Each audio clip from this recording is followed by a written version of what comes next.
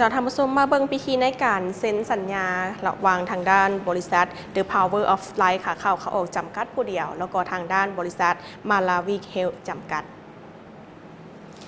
ซึ่งวันในวันที่23มีนาที่ผ่านมานี้สมาคมนักธุรกิจหนุ่มของเมืองจันทบุรีต่างหน้าโดยบริษัท The Power of Life ขาเข้าขาออกจำกัดผู้เดียวได้เซ็นพิธีสัญญาบทบันทึกความเข้าใจ MOU ระหว่างบริษัท The Power of Life ขาเข้าขาออกจำกัดผู้เดียวและบริษัท Malawi Health จำกัดให้เกียรติเข้าร่วมโดยท่านภูธงสุวรรณทองคณะประจำพรรคเมืองเลขาสาวหนุ่มของเมืองจันทบุรีผู้ชี้นำสมาคมนักธุรกิจหนุ่มของเมืองจันทบุรีมีท่านคำจันทร์สุตาประเสริฐประธานกรรมาธิการปันดาเผาสมาชิกสภาแห่งชาติสุดที่9ประจำเขตเลือกตั้งที่4ของทางแขวงอุดมไซมีท่านปุ๊กตามองคณะประจำสาวหนุ่มของเมืองจันทบุรีประธานสมาคมนักธุรกิจหนุ่มของเมืองจันทบุรีท่านพันนุรักษ์สามนตรีห้องประธานสมาคมนักธุรกิจหนุ่มของทางแขวงเวียงจันทร์และก็แขกที่ถึกเชิญก็ได้มีการเข้าร่วมน้ำกันซึ่งท่านปุ๊กตามองคณะประจำสาวนมของเมืองจันทบุรีประธานสมาคมนักธุรกิจของทางเมืองจันทบุรีได้มีการให้รู้ว่าจุดประสงค์ของการจัดพิธีเซ็นสัญญาบทบันทึกความเข้าใจในครั้งนี้ก็เพื่อเป็นการร่วมมือระหว่างบริษัท The Power of Life ขาเข้าขาออกจำกัดผู้เดียวต่างหน้าฝ่ายประเทศลาวและบริษัทMalawi Health จำกัดต่างหน้าฝ่ายประเทศไทยซึ่งเป็นโรงงานผลิตสินค้าที่เป็นอาหารเสริมและเครื่องสำอางที่มีคุณภาพได้รับมาตรฐานระดับสากลพร้อมทั้งเป็นการส่งเสริมให้แก่ประชาชนลาวได้ใช้สินค้าที่มีคุณภาพซึ่งในระยะที่ผ่านมาทั้งสองฝ่ายก็ได้มีการร่วมมือมาเป็นระยะเวลา1 ปีกว่าเห็นได้ว่าผลิตภัณฑ์มีการตอบรับจากลูกค้าอย่างดีและสามารถส่งเสริมให้สาวหนุ่มวัยหนุ่มได้มีเวียกเหตุงานทำจนกลายเป็นผู้ที่ประกอบนักธุรกิจได้นอกนั้นก็ยังเป็นการสร้างสายสัมพันธ์ในด้านธุรกิจระหว่างสองชาติลาวไทยให้แน่นแฟ้นขึ้นหลายกว่าเก่าและยังเป็นการดึงดูดนักธุรกิจจากต่างประเทศมาลงทุนในสปป.ลาวและในอนาคตจะได้มีการร่วมมือกันในการลงทุนสร้างโรงงานในสปป.ลาวเติมอีกด้วยซึ่งวันในการลงนามพิธีในครั้งนี้ทางนาฝ่ายบริษัท The Power of Life ขาเข้าจำกัดผู้เดียวและก็ท่านนางพุทธสอนสวิสุขอำนวยการบริษัท The Power of Life ขาเข้าขาออกจำกัดผู้เดียวและต่างนาฝ่ายบริษัท Malawi Health จำกัดโดยท่านนางสาลิตรีอิ่มทองคำผู้อำนวยการของทางด้านโรงงาน Malawi Health จำกัดนั่นเองซึ่งในตอนท้ายของพิธีท่านภูธงสุวรรณทองคณะประจำพรรคเมืองเลขาสาวหนุ่มของทางเมืองจันทบุรียังเป็นผู้ชี้นำสมาคมนักธุรกิจหนุ่มของทางเมืองจันทบุรีก็ยังได้มีการให้คำเห็นพร้อมทางเป็นการชมเชยต่อสมาคมนักธุรกิจหนุ่มของเมืองจันทบุรีก็คือทางด้านบริษัท The Power of Life ที่มีความเข้าใจและก็เอาใจใส่ในการจัดสรรสินค้าที่มีคุณภาพจากต่างประเทศและก็ผลิตสินค้าภายในแต่แนวใดก็ตามในการดำเนินธุรกิจต้องมีการกำเนิดแนวทางนโยบายของภาครัฐนั่นก็คือในสปป.ลาวของพวกเขาในในตอนนี้ใจท่านผู้ชมไปฟังเป็นเสียงสัมภาษณ์น้ำกันเพิ่มเติมสบายดีข้าพเจ้าพุทธสอนสวิสุขเนาะซึ่งเป็นอำนวยการของบริษัท The Power of Life เป็นบริษัทขาเข้าขาออกเนาะจำกัดซึ่งมื้อนี้บริษัทของพวกเราได้เฮ็ดพิธีเนาะจด MOU พันธสัญญากับบริษัทมาวิทแห่งประเทศไทยเนาะซึ่งเป็นบริษัทชั้นนำที่ผ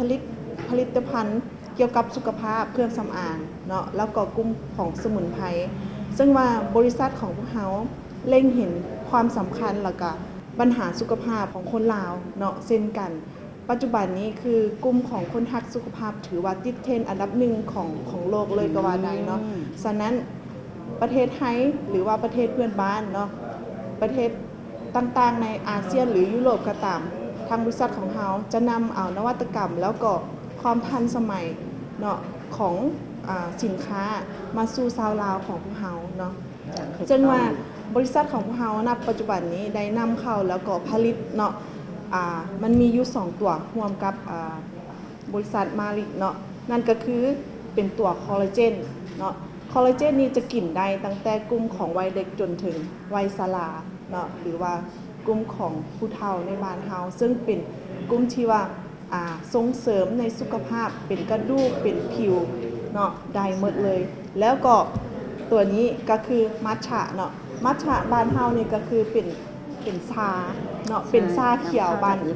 ตัวอย่างคือบ้านเฮาเป็นชาพงศรีเนาะแต่ตัวนี้คือสารสกัดของเฮานำเข้าจากประเทศญี่ปุ่นเลยเนาะ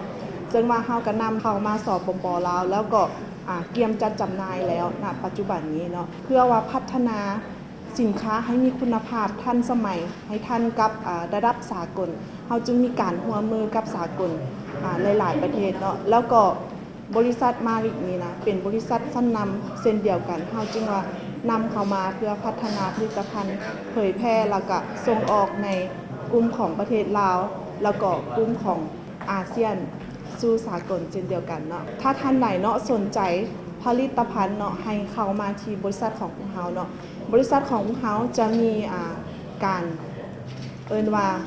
สร้างแบรนด์สินค้าให้กับลูกค้าเนาะเป็นต้นแมนณปัจจุบันนี้มีเจ้าของแบรนด์หลายๆแบรนด์ที่สนใจในการสร้างแบรนด์สินค้าเป็นของตัวเองเนาะก็เขามาปรึกษากับทางบริษัทของพวกเราได้ซึ่งว่า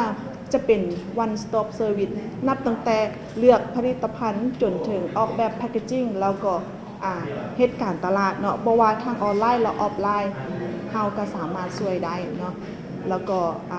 เป็นผู้ร่วมคิดหรือว่าเป็นคู่ธุรกิจเนาะไผที่ว่าบ่ฮู้ในการตลาดออนไลน์หรือออฟไลน์ทางเฮาสามารถสอนให้ได้เนาะซึ่งว่าณปัจจุบันนี้บริษัทของพวกเฮาแม่นมีห้องเรียนสอนออนไลน์ครบเลยเนาะเข้ามาแล้วพวกเฮาจับมือปั้นเฮ็ดหยังบ่เป็นก็เรียนรู้ได้เนาะทุกคน